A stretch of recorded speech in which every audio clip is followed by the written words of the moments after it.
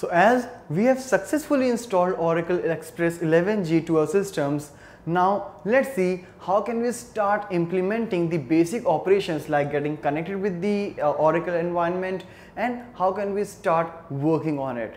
So let's find it out now. Now to get started with the Oracle SQL implementation, first of all we will come to the run and type cmd so that it will open for command prompt for us. Here I will pass a command like SQL plus. So as soon as I'll say enter, it will ask the username and then password from us.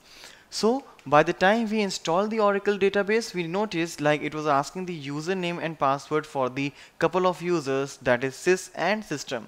So if I will try to log in with the user system, it will ask the password and I'll have to enter the same password which I entered by the time I installed the product. So you see, if I'll do it correctly, I got connected with that. Now in order to do the disconnection, you would simply type the disk, it will disconnect you from the database.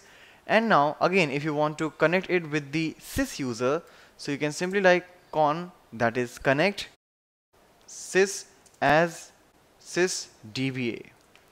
So you will again enter the password, so just type like whatever password you have entered, and again you see it is getting connected.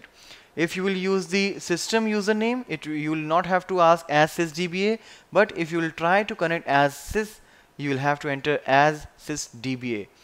Now if you want to see the current user using which you have connected, you can simply like show user and it will show you the name of the user. Now after that we will begin with the database DDL implementation.